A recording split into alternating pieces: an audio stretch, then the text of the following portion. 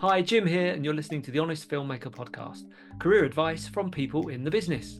This week, I spoke to filmmaker and editor in chief of the industry newsletter, Gabriel Miller. Gabe's edited projects starring the likes of Beyonce, Robert Downey Jr., Keanu Reeves, and Lady Gaga. He's worked with GQ, Vogue, L'Oreal, Showtime, Spotify, and many, many more. This is a good one if you want to be an editor. Gabe talks about how he got into the industry, what it's like working with big brands, and also some advice on his workflow and how he gets his projects done. Enjoy. I'll start off as I start off with a lot of people and ask you, did you go to uni? Did you study? But what sort of training have you done? Yeah, I ended up going to New York University. That's what ended up bringing me to New York, where I currently live. So yeah, I did NYU undergrad film school. Cool. And how much do you think that prepared you for the real world? I thought it was a really interesting program, actually. What I loved about the first 2 years of the program, which were my favorite, was the first year. And the thing is, I came into NYU having done a bunch of short films stuff in high school, but not really having any kind of proper education or training around filmmaking. Mhm. And what NYU did that I loved was in the first semester, they had a photography course. But what that prepared you for was the basics of lenses, ISO, shutter speed, frame rate, all that, like aperture, all those things that I didn't really know existed before then. It Mhm. just kind of like dialed you into understanding how each of those choices affected like the creative decisions behind image making. So you would pretty much do these like photo products, but then also like films that were just like in La Jetée-esque, I guess, where it's just like photo films, right? Where it's just of still photos. Mhm. So that was fantastic. And then the second semester they flipped it and it was just audio dramas. Oh And we wow. learned about sound design. And that I actually found much more influential in my own filmmaking because I mean, I think is hopefully most people realize that the sound design is almost more important than the visuals. I mean, people will sit through bad visuals, but the second that the sound is often the slightest, you'll have people walk out. Mhm. Yeah. Amen to that. That is funny. I did a lecture the other day about this, and I always put that sound is so important. And often when you're doing, when you're studying or you're doing a student film, it does get kind of, it's the less glamorous, isn't it? Of the getting the lenses out and the kit, the sound Yeah. sort of comes secondary, and you're just missing a whole, like half the film and half of the storytelling capabilities. You're just ignoring them. So Mhm. yeah, can't stand by that enough. That's a good tip already there. So how did you go from leaving uni to now doing all brand stuff, magazines, fashion video, all that kind of stuff? What got you into that? Yeah. The commercial stuff that I've done, it was through a series of negative experiences working with clients, actually, which Oh, actually right. started in no, yeah, it started in college, right? Because the thing is, as someone coming to New York for the first time, I didn't come to New York with any kind of connections in the industry, right? So I was like, let me just take on every project that I can get my hands onto. And I think the first kind of big opportunity I got was actually freshman year in college. And I ended up getting to do this music video for this guy that won a Grammy. So Mm. I was like very excited about this, but I think I sent this guy a contract and I think we were going to try to do the music video for like $300 or $400, right? Something that was just like pennies on the dollar for this guy. And he came back saying, like, Gabe, one, like, I'm not going to send you any money. You're like an unproven, filmmaker, and I've won a Grammy over here. Pretty much like kind of lording over you, like, and he said, and how unprofessional of you to send me a contract. He's like, I've been in the business 25 years. Like, what have you done? And it was this really crazy thing that just I was like, I don't understand why this guy like is doing this, but it was because he was just trying to exploit me. But I did this music video and it ended up going on the Huffington Post, which at the time, this is back in 2010, 2011, was definitely like a cooler place to be on. So that was really cool. And when that got a little bit of press, I ended up doing a number of other things. I mean, the next thing I ended up doing was actually an internship at the Wienstien Company. Oh, wow. This Okay. is 2012. Yeah. And Yeah. for that, I was being paid $1 an hour because that was What? like, yeah, yeah. It was a $10 per day stipend. So, and I would work 10 hours a day. And Nuts. that was really nuts. Yeah. I had a few bad experiences there. I remember I got brought in first day on the internship, I'm like really excited. I'm like, well, what am I going to be doing? And they said, well, Gabe, you're going to be working for this woman, Meryl Poster. I'm like, well, who's Meryl? Well, it turns out Meryl's produced Chicago, Chocolat, Cider House Rules, some of like the OG like Weinstein Miramax films. Uh, and I said, okay, like, what am I going to be doing for Meryl? They're like, well, Gabe, Meryl's assistant is in the hospital, actually. I was like, oh my God, why? They're like, well, because of a stress related aneurysm. I'm like, okay. They're like, well, Gabe, you are now her assistant. So I became an executive assistant at Wienstien Company day one of my internship, and they sat me down at Meryl's at the phone, and they said, Gabe, like answer the calls, transfer the calls. And the thing is, like, I think now I would have definitely kind of asked some questions around it. Okay, how do I do that? But at the time, I was a little bit nervous to ask any questions, and it also wasn't a very friendly environment. Mm. So they just kind of set me off. I thought I was doing a good job. I got called back in from lunch, and Meryl goes, Gabe, my office. Go, okay. All right. So I come to Meryl's office. She goes, Gabe, did like a Mr. Zifkin give me a telephone call this afternoon? I go, Meryl, I'm pretty sure he did. I'm pretty sure I took down a message. And she goes, no, look, he did call and you didn't take down a message. And you need to answer my phone like a fucking human being, or you will not be answering it at all. So that was like day one of the internship. And that just kind of epitomized like the entire 8-month experience at that company. And it pretty much taught me like, one, I don't want to be working at a film production company. I want to go off and make my own films. But it was kind of like a series of these products where I just kept getting kind of like lowballed and put in this position where I was doing a lot of work for free, where I finally ended up taking like a business course and doing some business training and just understanding like kind of like the tactics to negotiate just in a little bit stronger of a sense. And it definitely allowed me to take on some higher level, commercial projects, both like as a editor, director, producer. Yeah. That's crazy. So you've had your own mini Devil Wears Prada style No, experience.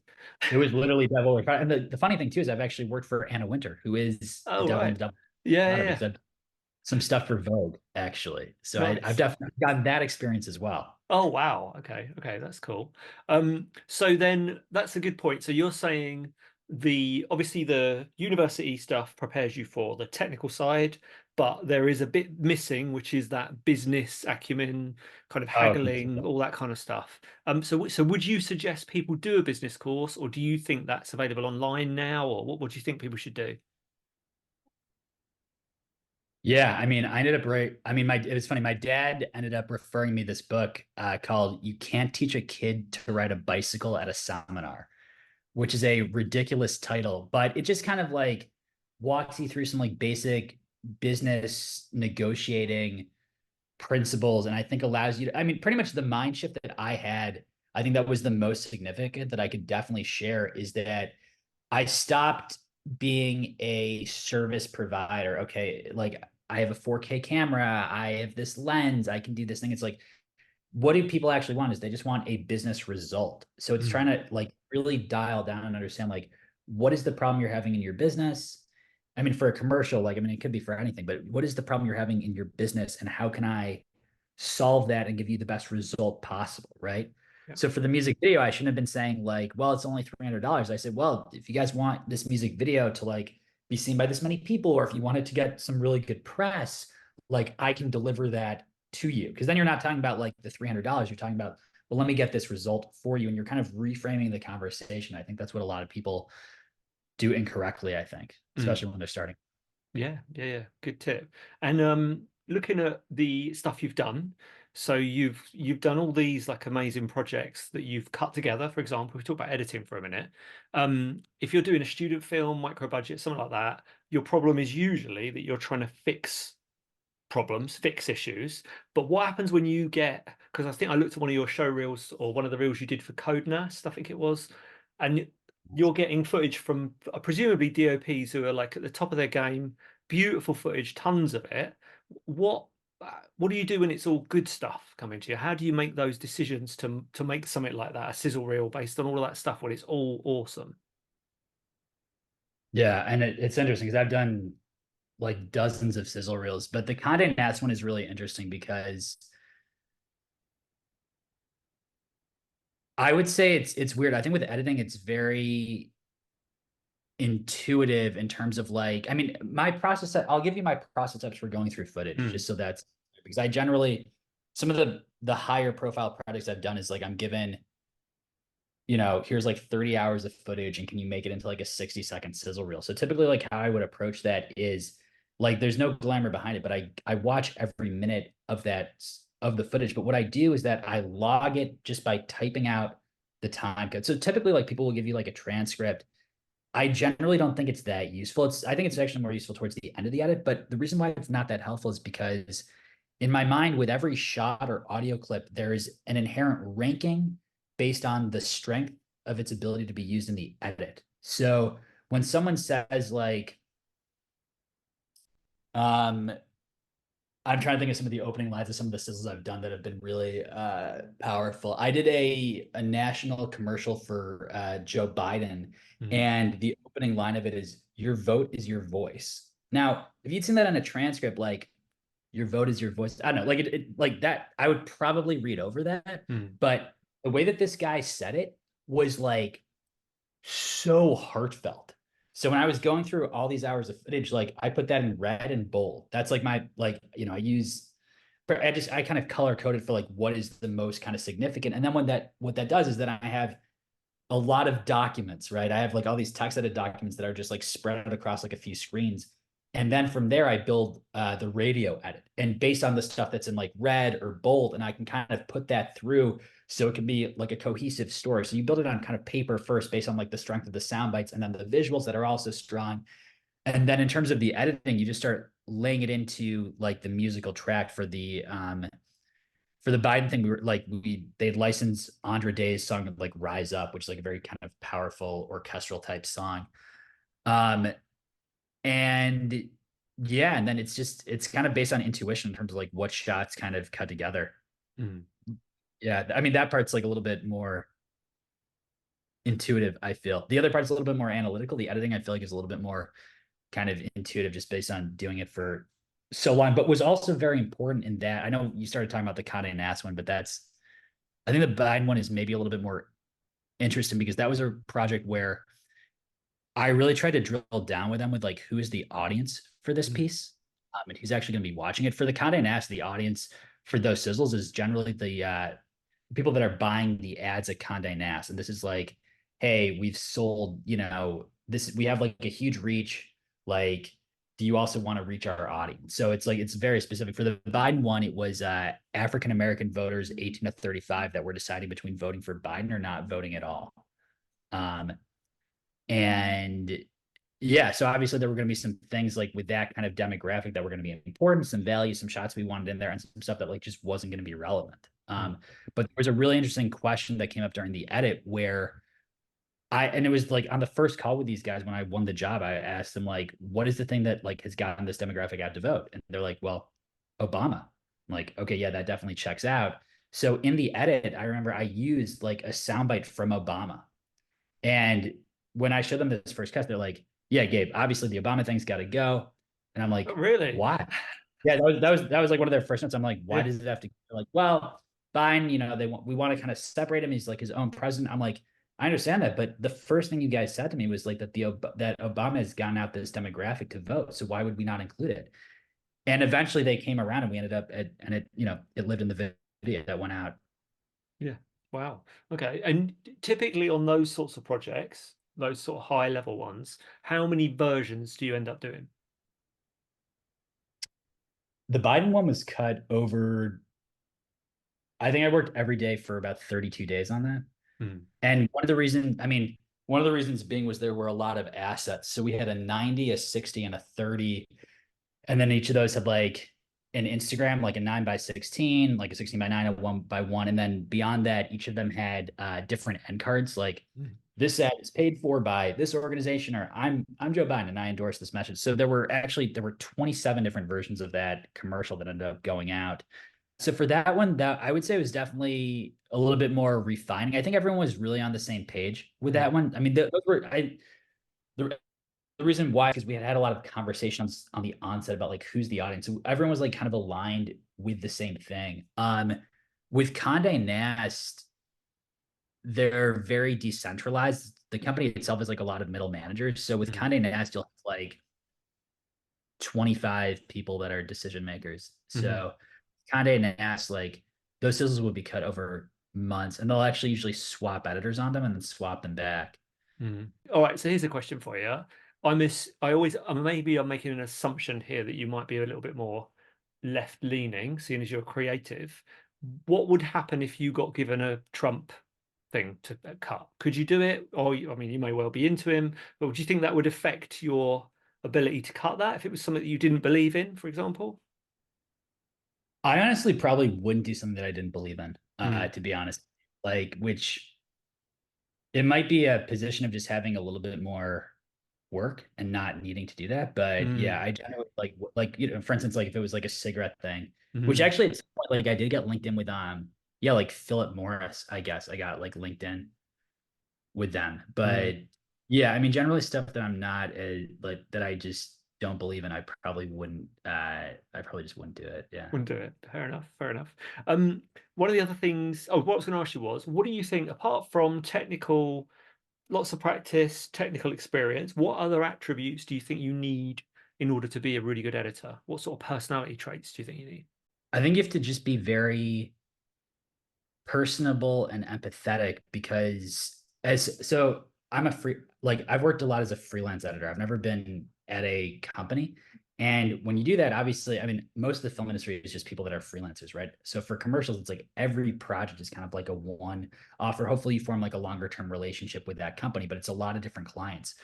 But so that places a lot of emphasis on the first few calls you have with that client when they're considering you. And I think it's trying to kind of understand why are you even getting the call in the first place? Because usually it's because like something has gone like very terribly wrong at the company, right? Usually they had a person that was going to do it, that's a staff, and they got sick, or they're just so overwhelmed. So like you're pretty much kind of plugging this hole that they have, right? So I think it's kind of understanding those circumstances on like a really deep level, and then yeah, Yeah. What's interesting about that is I think some people often might assume that editing is a very kind of solo job that you can go off and do in a dark corner. But clearly, it sounds like you've got to have that good relationship with your clients in order to give them what they want and get hired again to do more work. yeah, and it also leads to you can charge more because you have more authority, right? So like Yeah. you can actually talk about like the result that it's going to get, and you get involved in the creative process. So one, it becomes more collaborative Mhm. versus like you get to the hard drive and they're like, just cut this thing. Like you can start having conversations that are more serious about it, so that you're not just like a worker, which just goes back at the beginning to you're providing value because you actually understand like who is the audience. I mean, that's a question that I like to ask on every call at the beginning, like who is your audience? Who is this for? Because it's going to completely affect the way I do it. Mm, mm, yeah. So the other thing I noticed on your website was that you've got development director on there. Can you explain what that means? What's a development director? Yeah, I got hired by ABC, which like for is just like American Broadcasting Corporation in the US, but it's pretty much just like one of our like kind of big channels. And they had me put together a like a true crime series essentially. Mm, Uh so they handed me a log line, which was something like um people that have been accused but never convicted of crimes. And one of the cases they had was Stephen Hatfill, who was accused of the anthrax attacks on America. This was like post 9/11 when people were getting mm, like white powder in envelopes, and they're like who's doing this, right? And it pretty much they traced it back to a specific lab where this like guy Stephen Hatfill worked for, and he was pretty much like accused, but they could never actually prove it. But what happened with this guy is like his home was rated on live television. His like pretty much life was completely much turned upside down. The FBI were pretty much tracking him for like 2 years straight, but ultimately the case was dropped because they had no actual concrete evidence against him. It was pretty much following cases like that. So my job as a development director was to put together a slate of like 10 cases that we could follow and research it. And I put together for these guys for ABC like a sizzle and a deck, pretty much assets so they could sell the show. oh, right, okay. And is that a Is that something you'll do again? Is it something you enjoyed doing, or is it just sort of Yeah, I mean, it's way of something that I making? do a lot of time for my own work, right? When I'm like developing a feature film or a TV show idea, it's stuff that I've done in the past where I like for my own stuff, right? I'll put together those kind of development materials. Like obviously you've got to develop the script, you've got to develop like a one sheet, you've got to develop like a sizzle reel, you've got to develop like a deck. So it's just assets that you need to be able to hand it off to, someone that's a decision maker that can, yeah, actualize the project. All of those assets, again, this is something I said the other day, those assets are so important, aren't they? And in not only for people to understand what you're selling or what you're trying to create, but also it helps you figure it out, doesn't it? You put all that stuff together and it sort of makes it all a lot clearer. Talking of stuff you've done yourself, so you wrote and directed a short called, and I'm going to say it, The Man Who Sleeps Backwards in Time, which I watched a trailer for, which looks really good, really high-end quality stuff. Love a bit of sci-fi. So how did that come about? How did you fund it? How did you get on with that?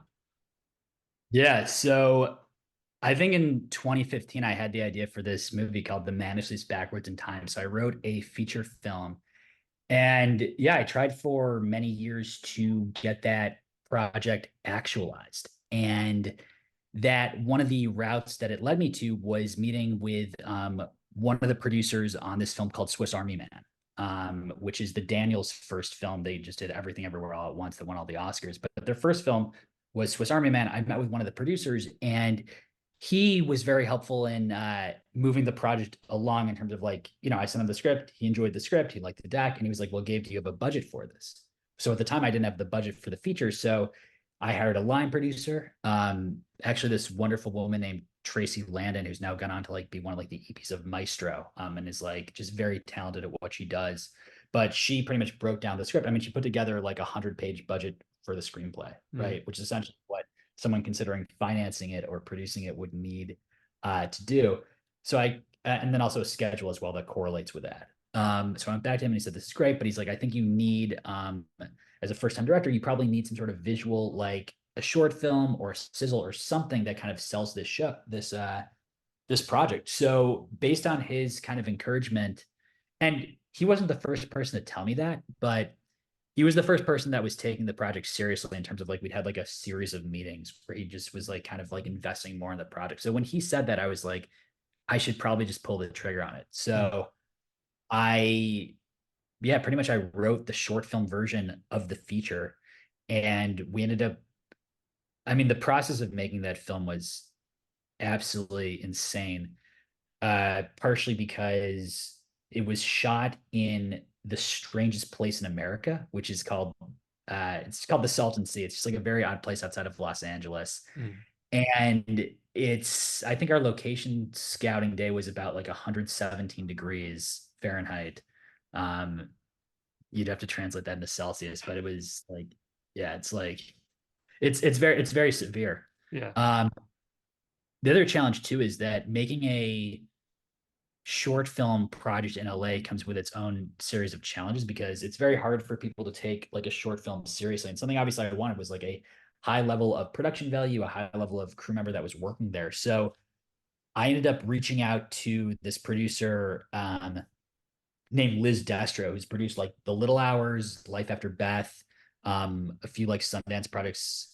She was someone that knew Tracy, so I kind of got connected in through that way. She came on to executive produce the project, and from there I was able to get some producers, but it was very challenging. I remember the first producer we got. Yeah, I mean, pretty much like I had five, without going into too much detail, we had five producers separately agree to the project and then drop out over Nice. the course of like 10 weeks Mm. for various reasons. The first person was because they signed up for 4 days and then they reread the script and went, Gabe, this is your short film is pretty much like a feature. Like it's just there's too much scope in it. Like I can't help you. And then the second person came on for a week and they called me up after that week and they said, Gabe, I hate to do this, but I'm a feature director as well. And a feature project that I've had going on for a while just got greenlit. And the investors only want me to shoot during your shoot dates. Oh. Um, and then the third person had produced this film called Angels and Outlaws with Luke Wilson, which went to South by. He was on for 24 hours, and then he called me up right after my first location scout in LA, and told me that he'd gotten a divorce and he Okay. wasn't going to be able to do the project. Yep. And then the fourth person uh, came on and worked with me for 4 weeks in LA and was like a bulldog. And we met up every day. And then with, I think, 12 days to go before my shoot, they called me up and they said, Gabe, I've always wanted to be a director. I have this music video and the band only can shoot during your shoot dates. So I have to drop it.